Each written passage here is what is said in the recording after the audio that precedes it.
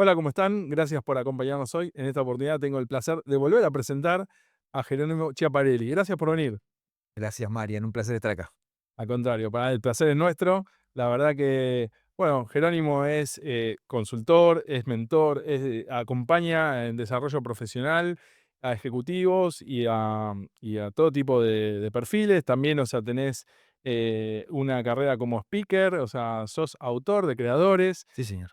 La verdad que creo que podemos ir en profundidad con muchos de los temas, pero bueno, arrancando un poco sobre esto que veníamos hablando, hay algo que tiene que ver con la carrera profesional, ¿no? Y en esto de que hay gente que construye unas carreras largas, ¿no? Y después se da vuelta y se dan cuenta que eso no los representó, ¿no? En todo ese tiempo. ¿Cómo uno hace para darse cuenta cuándo tiene que hacer ese clic entre lo que realmente uno siente que tiene que representar y lo que hizo? Qué buena pregunta. De vuelta, Marian, gracias por estar acá. Si querés, te contesto con mi propia experiencia. Creo que a tu pregunta, ¿cómo uno hace para darse cuenta? Hay algo que se llama sentimiento, ¿viste? Que a veces lo dejamos de lado. Y a veces uno está en un lugar, que puede ser un lugar de jerarquía, puede ser una posición muy alta en una organización, pero hay un sentimiento de algo no me gusta, si querés, definámoslo así, o de presión, o de hacer algo forzado.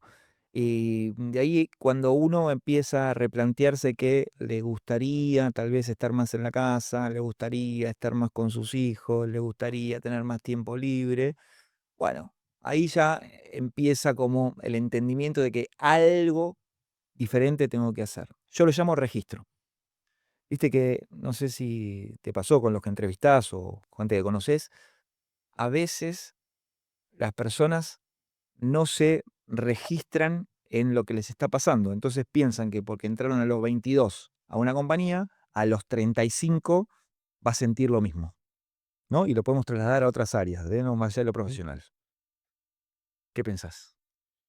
Y yo pienso que muchas veces uno sigue como una línea como si fuera una ruta, y parece que como que la vida te va llevando y no necesariamente paras a pensar. Pasa mucho, y esto está bueno la pregunta porque digo, creo que le pasa a la persona que se queda sin trabajo, por ejemplo, que ahí recién decís, tengo que empezar a salir a buscar y ahí como que te replanteas algo.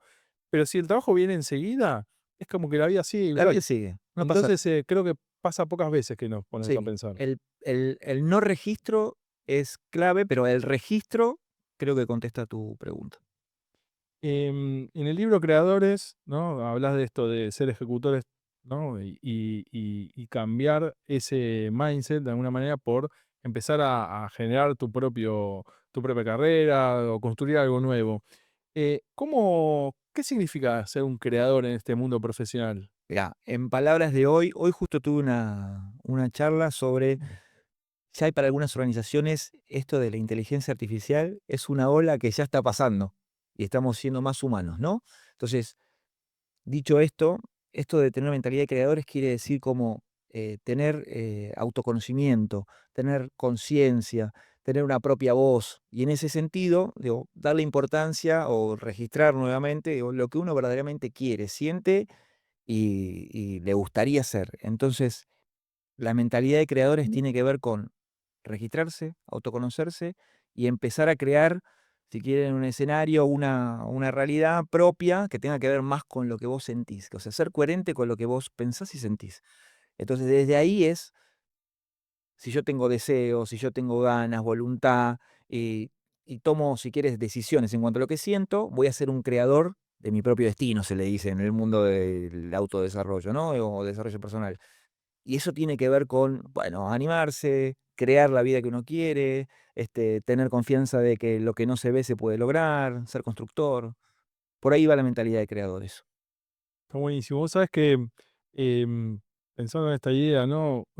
Muchas veces el éxito se nos quiso proponer como que era, no sé, ser ascendido, lograr mejores de nivel económico, de nuevos cargos, y en algún punto eso era el sinónimo del éxito. Eh, ¿Cómo se mide el éxito hoy? ¿Sigue siendo esas mismas variables? ¿Hay otro tipo de éxito? Ayer hablaba con un amigo que me decía, yo la verdad que para mí exitoso es alguien que a las 2 3 de la tarde está haciendo algo que le gusta. y no trabajando, ¿no? Y no necesariamente es más dinero, sino que a veces es tiempo libre. ¿Cómo pensás que se redefine Está el bueno. éxito hoy? Mirá, yo creo que no hay una única respuesta. Creo que para algunas personas es eso que vos muy bien contaste, que para nosotros podría ser old school, ¿no? Como que el éxito era llegar a un lugar. Hoy para algunas personas sigue siendo eso, pero creo que hay como una amplificación más de el éxito hoy tiene que ver más con hago lo que quiero hacer. Entonces y eso no tiene que ver, no está, para decirlo de una manera, no está condicionado por lo material. Uno puede tener un trabajo que le da cierta estabilidad, pero estar a las 3 de la tarde yendo a buscar a sus hijos al colegio. Y eso es éxito. Para otras personas es poder hacer deporte todos los días. Para otras personas es trabajar en un lugar que se sienta seguro, que se sienta cómodo, confiado. Y para otras personas es acaparar un montón de cosas materiales. Y eso está bien. El tema es para quién lo mira. ¿No? Esto depende de quién lo mira, pero el éxito es, si vos, para mí lo defino como, si vos haces lo que querés hacer y eso está en coherencia, eso es éxito. Ahora hay mucho de la mirada del otro, ¿no? Generalmente en estas situaciones. Por ejemplo, es raro en que un LinkedIn dejes un hueco entre trabajo y trabajo, Sí. ¿no? Ahora incluso le inventaron, por suerte LinkedIn inventó un descanso profesional o algo, porque si no parecía que era un salto, ¿no? Sin sentido y quizás uno estaba redefiniendo carrera. ¿Cómo sacamos esa mirada del otro y nos concentramos en lo que realmente a nosotros nos gusta o queremos hacer? Bueno, antes te contestaba o te respondía algo relacionado a el autoconocimiento. Entonces digo, cuando yo más me conozco a mí mismo, menos le doy autoridad o importancia a la mirada del otro, que no quiere decir que no me importe, pero menos le doy autoridad. Cuando le digo le doy autoridad es, yo no puedo condicionarme por cómo me miran los demás, porque si no estaría siempre a merced de lo que dice el otro. Pero mira, a ver, no sé qué opinás sobre esto. Para mí, yo tengo 47 años y cuando era más chico, antes de los 25, para decirlo de una manera, incluso antes de los 30, pensaba que la palabra autodidacta no estaba relacionada al éxito. Y hoy la palabra autodidacta es como te hiciste solo, te reinventaste como pudiste, llegaste a lugares que muchas personas tal vez quieren llegar. Entonces digo, cuando uno tiene una mirada sobre sí mismo y se autoconoce, se autolidera, me parece que eso es lo que más importante es hoy. Inclusive con Headhunters, digo, vos tenés un espacio en LinkedIn. ¿Qué hiciste entre no sé, entre el 2010 y el 2014? No hay actividad. Nada, me quise conocer, me fui de viaje con mi pareja a ver cómo me sentía. Y hoy eso tiene mucho más valor. Antes tal vez era como que tuviste problemas financieros, ¿no? Claro. Entonces digo, pero hoy, si vos podés sentirte tranquilo con las etapas de tu vida y podés contestar desde ahí sin sentirse juzgado, me parece que eso es un gran logro en tu vida. Hoy acompañás a muchas personas, ¿no? En esta transformación. Y siempre me imagino que debe haber un momento en que la persona dice, bueno, voy a dar el primer paso, el salto, pero hay algo una fuerza que te debe traer para atrás para que no lo hagas, ¿no? Sí. ¿Cuáles son esos obstáculos capaz que hoy más se encuentran las personas al momento de decidir empezar a cambiar? Muy bien. Te hago una acotación. También trabajo con personas que tienen 25 años de compañía, están en puestos que a la gran mayoría de personas les gustaría tener, pero ¿sabes qué, Marian? Se sienten vacíos, ¿no? Entonces, contestando a tu pregunta, el obstáculo mayor es sentir que ellos son alguien por lo que construyeron dentro de una empresa, pero si dejan esa empresa afuera, como no se encargaron de construir algo potente, pierden poder, pierden autoridad, pierden reconocimiento, no saben qué hacer. Entonces, uno de los mayores obstáculos es lo que construí y mi identidad está atada a este lugar llamado empresa. En otras ocasiones es el dinero, en otras ocasiones es no saber lo que viene y sentirse que no tienen competencias, en otras ocasiones es pensar que uno está como no sé, mareado para decir, no, entonces digo, ¿cómo voy a dejar un trabajo que gano bien, me da estabilidad y me voy a arrojar al vacío? Y entonces, lo que no sé que viene es como medio indescifrable, entonces es medio difícil gestionarlo. Esos, si querés, son los obstáculos promedio que más aparecen en mis trabajos. Eh, Hablabas hace un ratito de autoliderarse. ¿Qué habilidades tiene que tener alguien que se autolidera correctamente? Confianza es la primera, tiene que valorarse en cuanto a lo que a su propio criterio. Me parece que son las 2 que te rigen, digo, confianza y valoración personal. Después de ahí hay un montón de competencias que se pueden aprender, competencia de tener pensamiento crítico sobre las cosas, competencia de ser flexible o adaptarte a los distintos escenarios, pero digo, la máxima es confianza y por otro lado la valoración. ¿Por qué? Confianza es la que te permite afrontar escenarios inciertos y valoración es darte el permiso, la autorización personal, que eso hablo en el libro de creadores, de lo que vos sentís de lo que querés hacer, es posible. No necesitas a alguien externo que te diga, bueno, ahora sí podés ir a hacer esto. O sos abogado y querés ir a trabajar a una empresa de hamburguesas, podés hacerlo. ¿Por qué? Porque vos, lo que vos sentís es válido. Entonces, desde ahí después podemos construir, pero esas son las dos que yo siempre sugiero que hay que fortalecer. Está muy bueno. Estamos en una época de mucha analogía con el deporte en general. Tenés experiencia con equipos de alto rendimiento. Eh, ¿Qué experiencias, qué conocimientos, qué cosas de ese ambiente todavía aún en las organizaciones no aprovechamos?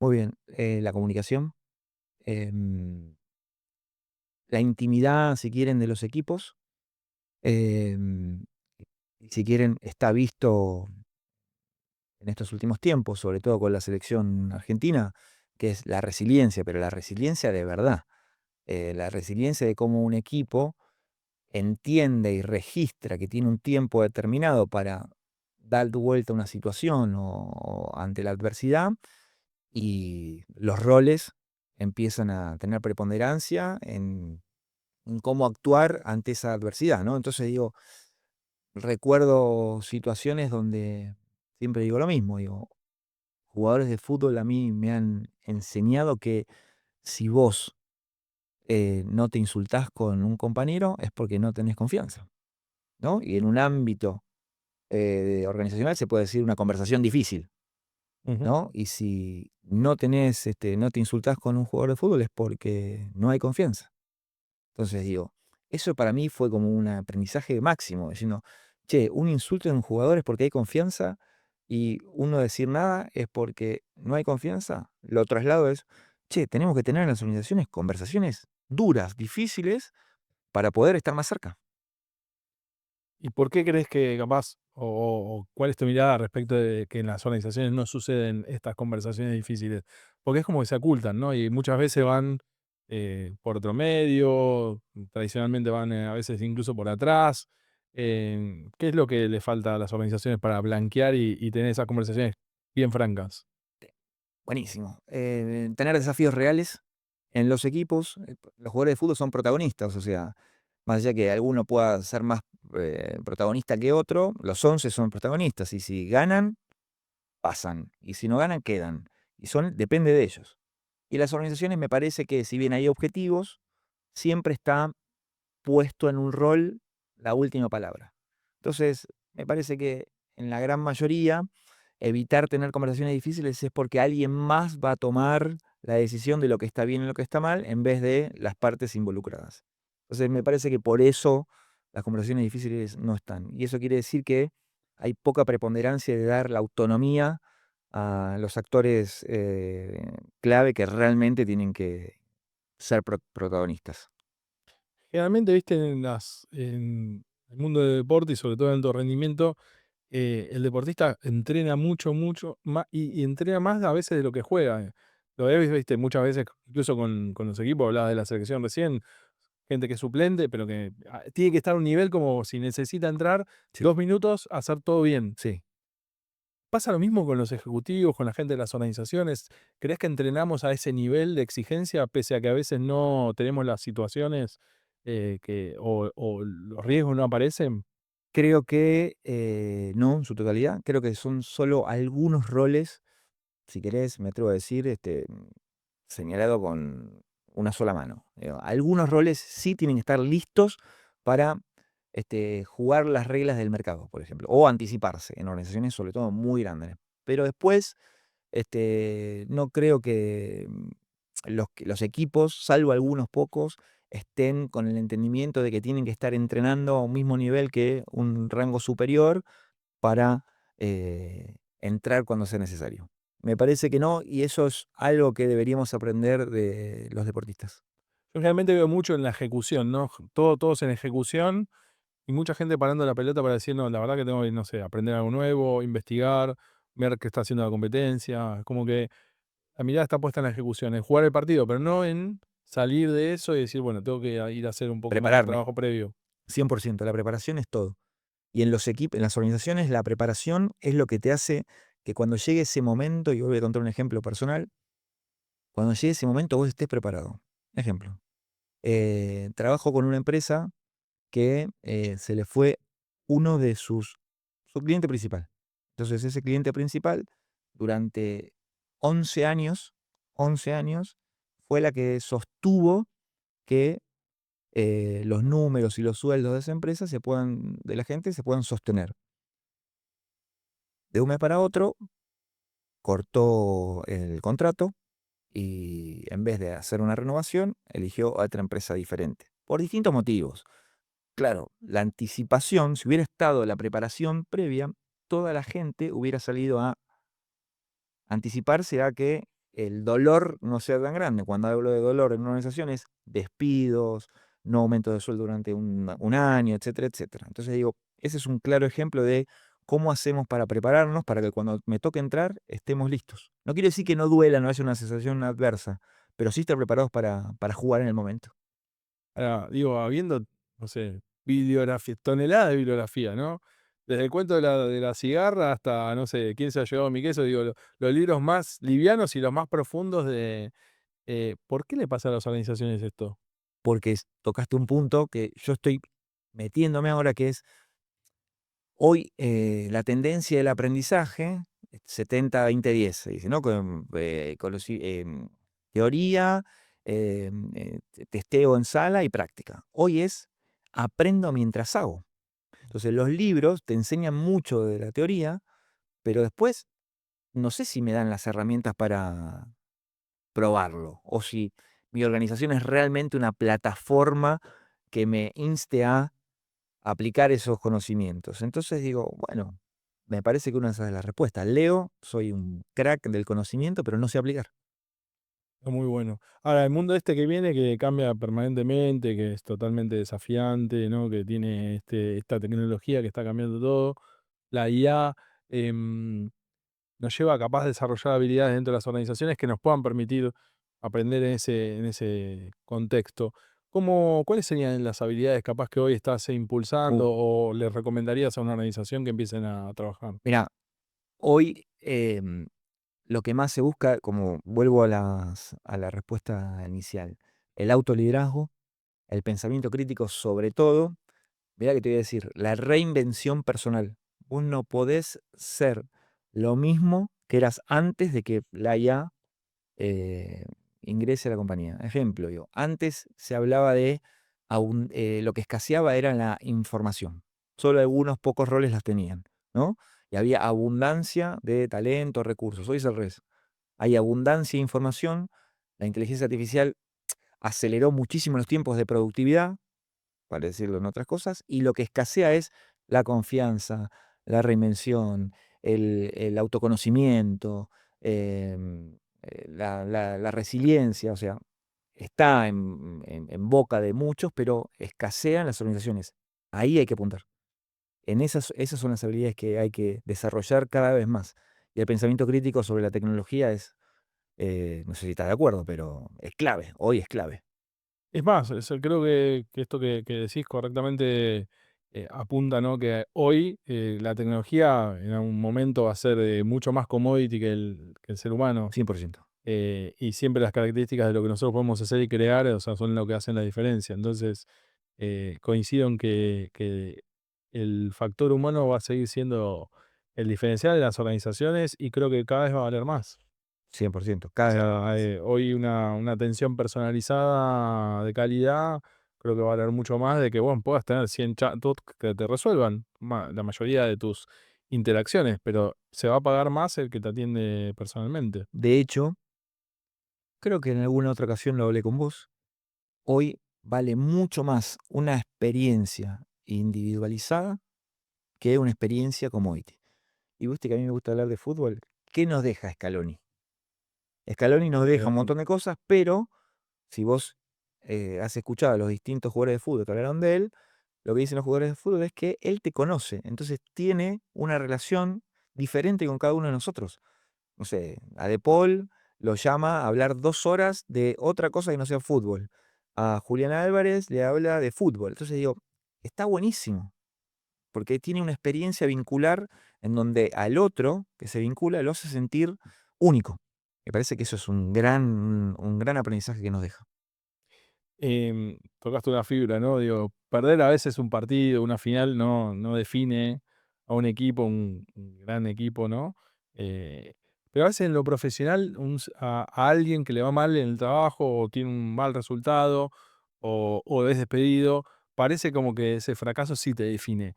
¿Cómo hacemos para despegar una cosa de la otra? Pues en definitiva no deja de ser una ocupación.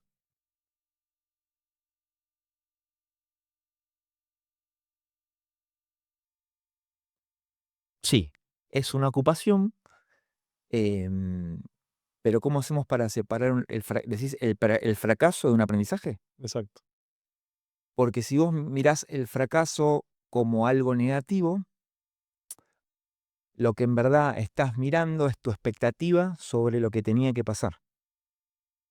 Ejemplo, si nosotros eh, pensamos que un equipo de fútbol, por haber hecho 3 partidos buenos, iba a ganar una final, y esa es nuestra expectativa, y después no ocurre, lo que nosotros estamos haciendo es responder o relacionarnos con ese evento, con esa situación, sobre lo que nosotros creíamos.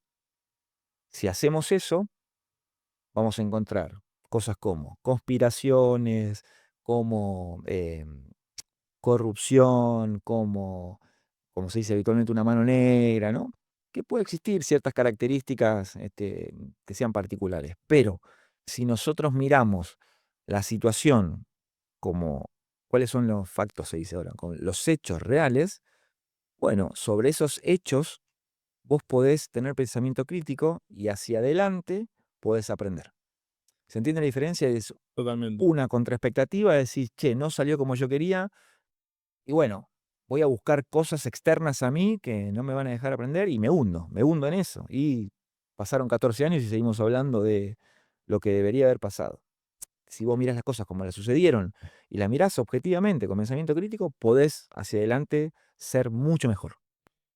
Eh, para mí es muy bueno el análisis que traes, porque Doloroso, Marcos, doloroso, ¿no? y me parece muy bueno porque suele pasar que las organizaciones, sobre todo cuando alguien, y te digo realmente, ¿no? Llega el momento, viste, de terminar una relación laboral, o sea, y esto hablando en profundidad de lo que les pasa a muchos ejecutivos, está la situación de no, era porque me llevaba mal con tal persona, o tal políticamente tal cosa, o esto, y pierde un poco la objetividad. O sea, de ver realmente lo que la persona tendría que haber tratado de ver, o incluso objetivamente entender las reglas, qué es lo que pasó. Bueno, es la que me tocó, pero no tirarle al otro algo que también podemos ver nosotros. 100%. Por supuesto, Porque digo, en la cómoda también decís, sí, tenés razón, listo, exacto, no, qué mal. exacto. Por supuesto que hay características del escenario, vamos a llamarlo así, que son particulares, Sí, ¿no? sí. Pero es verdad que es mucho más fácil tirar la pelota a otro lado que uno hacerse cargo, 100%. Hablaba de Scaloni y me gustó esto del líder que mira, ¿no? Y que entiende a las personas por cómo son. ¿Qué otras características viste capaz en este estilo de liderazgo que realmente te llamaron la atención respecto a lo que tradicionalmente se ve en los ambientes laborales? Te vas a sorprender. El silencio. El silencio no quiere decir ausentarse. El silencio en cuanto a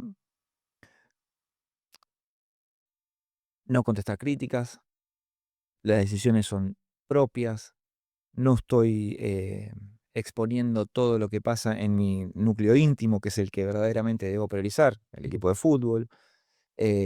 La experiencia individualizada me parece máximo, pero el silencio sobre todo. Después hay algo que parece que está trillado ya, pero es la humildad, ¿viste? La humildad. Que la humildad, pero diciendo, che, yo acá soy como un director de orquesta, pero acá el reconocimiento son de los jugadores, ¿no? Y me parece que estar todo el tiempo reconociendo en público, no para adentro, reconociendo en público a los jugadores, los jugadores, los jugadores, es algo que siempre le va a volver, porque digo, si vos sos un equipo que está mirando como tu gerente, para decirlo de una manera, está todo el tiempo hablando bien de vos y lo que hace de forma individual, etcétera, etcétera, etcétera, eso te vuelve. Entonces me parece que por ahí, pero el silencio, Mariano, fundamental, fundamental. Hay algo que hace un tiempo reflexionaba y compartí incluso en redes, ¿no? Creo que históricamente, hasta que llegó y ahora nos ponemos fanáticos, ¿no? Porque siempre vamos a ser fanáticos de la selección, pero digo, hasta que llegó Scaloni siempre se hablaba de o billardistas o menotistas. Y Sí, siempre como que el centro de la mirada estaba en el técnico. sí. ¿No? Esta mirada de decir, bueno, es el estilo de juego de Bilardo, es el estilo de juego de Menotti. Y en eso fueron discusiones eternas y todos los técnicos que venían es como que se los comparaban, si eran más de un lado o más del otro, y era como que eran los estilos de juego que podía haber, como dos bandos. Y acá creo que lo que se rompió es que en sí se sacó el centro del técnico y se llevó el centro como al equipo y a las personas. Algo que en recursos humanos decimos permanentemente. ¿Cómo se logra hacer ese traslado completo a... Fantástico. Hablabas del silencio, digo, es espectacular, digo, de pasar la responsabilidad. ¿Cómo se hace? Eh, yo no sé si vos acordarás conmigo, pero de vuelta, tengo 47 y creo que es la primer selección argentina que tiene una identidad propia. Totalmente. Y que al tener una identidad propia, se deja hablar del técnico, sino que está dentro, la escaloneta. La escaloneta es más que la albiceleste, es más que la selección que tenía el Diego, es más que la selección donde apareció un pibe nuevo llamado Messi, es la escaloneta. Y es más que la selección. Entonces, al tener una identidad propia, para mí eso hace que sea como un ente diferente. Entonces digo, es inolvidable, digo. ¿Quién es Bilardo? ¿Quién es Menotti? ¿Quién es Scaloni? Él es Scaloni. Entonces, la identidad propia me parece que responde a tu pregunta. Te voy a llevar a también, y bueno, creo que con esta vamos a tratar de dejar de preguntarte el tema, pero sé que te gusta igual. Pero Pará, alguien que logra nos todo. quedamos, nos No, quedamos. no, pero alguien que logra todo, ¿no? Decís, este ya ganó todo a este nivel. O incluso vamos a llevarlo a un CEO, un director financiero, Sí, un gerente de recursos humanos, alguien que logró, llegó al nivel donde quería. sí. Decís, bueno, después de esto no hay más nada. ¿Cómo logra reconvertirse en algo diferente o animarse a decir, quiero hacer algo totalmente diferente? Bueno, parte es de mi trabajo porque esa es la identidad. Porque alguien que logró todo es alguien que mm, fallece, porque después no hay más nada. Entonces digo, alguien que la mirada o la ayuda es alguien que logró lo máximo en eso que eligió hacer. ¿Se entiende? Y digo, un CEO, digo, alguien que logró lo máximo en esa organización. Por eso digo, la reconversión de identidad te hace entender que vos lograste lo máximo, que no es todo, o todo, pero dentro de un espacio. Pero vos no te define quién sos. Vos dijiste, bueno, 35 años de compañía, llegué a CEO de regional, global. Listo, ¿cuánto tengo? 65 años. Digo, ahora debo elegir otra cosa. Entonces, esa otra cosa, más allá que sea dificultoso, complejo, lo que quiera, digo, bueno, puede ser que sea ver el crecimiento de mi familia.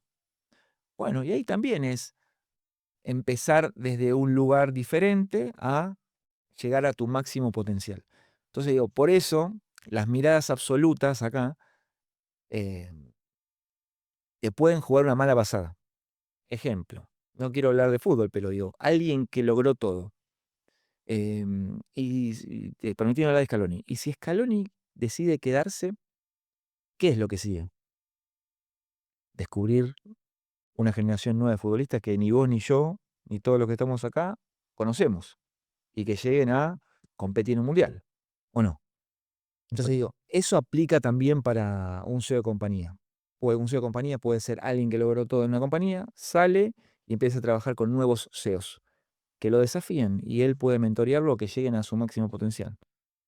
Me parece que no hay miradas lineales o absolutas, sino que hay que aprender a mirar de yo logré todo en este aspecto, en este espacio, en esta organización. Afuera tengo un montón de cosas más para aportar, para dar, para aprender y para seguir desarrollando. Buenísimo. Sé que estás escribiendo mucho, digo, si te quieren encontrar en redes, soy Jerónimo, ¿dónde te encuentran? Tengo mi página personal, jeronimosiaparelli.com. Acuérdense que mi Jerónimo es con J. Y si no, en Instagram, @jerosiaparelli, ahí es donde más desarrollo hago de contenidos. Y también en LinkedIn, por supuesto. Que yo sí tengo algunos baches ¿En entre LinkedIn? posiciones. Sí, sí, sí. ¿Y en el libro dónde lo encuentran? El libro lo consiguen en la página, en mi propia página de Instagram, y si no, en la editorial que se llama Libela. Ahí pueden encontrar fácilmente el libro. Perfecto. Em, Cuando, bueno, mirando hacia adelante, ¿no? Cuando hay una mirada hacia el futuro, digo, si dentro de unos años quisieras que te recuerden, ¿no? Como este rol que estás cumpliendo es muy importante, ¿no? Una compañera a las personas, ¿cómo te gustaría que te recuerden? Es una muy buena pregunta. Eh, sí, en lo profesional me gustaría que me recuerden en qué suerte que le encontré y cómo me ayudó a poder vivir con significado, con un propósito claro. Y después, no sé, mi familia o mis hijos, me gustaría que me recuerden como eh, qué bien que siempre estuvo ahí para mí. Muy bueno, la verdad, y eso, como padre de familia, como también integrante, ¿no? Digo, una linda reflexión. Em, si hay alguien que está ahí del otro lado escuchando y dice, no se anima y no ve dónde arrancar este cambio y dónde empezar, ¿qué puedo hacer mañana como para decir, bueno, me pongo a pensar mi futuro ¿Y no se anima? y no se anima? Escribir en un papel, pero en un papel, no en la computadora ni en el celular, en un papel, ¿por qué no se anima?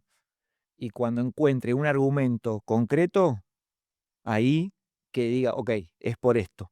Pero si es porque aparece, tengo miedo, si es porque no sé, si es porque ya soy muy grande, o si, tiene todo para que me contacte y lo ayudo, pero tiene todo para animarse. Pero si no encuentra una razón concreta, sólida y que se pueda medir y describir, eh, que le meta para Que adelante. le meta para adelante, bien. Buenísimo. ¿Algún mensaje final que te gustaría dejarnos? Sí, que sigan mirando estos episodios que son fantásticos, fantásticos, son un contenido maravilloso y estoy seguro que en distintos momentos de su vida pueden encontrar respuestas distintas y que el autoconocimiento es todo. Así que nunca dejen de registrarse, de identificar qué emociones están teniendo, de expresarse y de compartirla con otros porque posiblemente puedan encontrar nueva información que los ayude a avanzar. Bueno, la verdad que gracias por venir. Soy consciente de esto que decís, ¿no? O sea, te vuelvo a invitar y vuelvo a aprender algo y me quedo con nuevas cosas que la verdad que son un placer porque a mí me hace reflexionar mucho sobre carrera profesional y la verdad que siempre se puede aprender nuevamente. Así que gracias, Gracias, Mario. un placer, Un ¿no? placer para mí también. Igualmente. Bueno, nos vemos la próxima.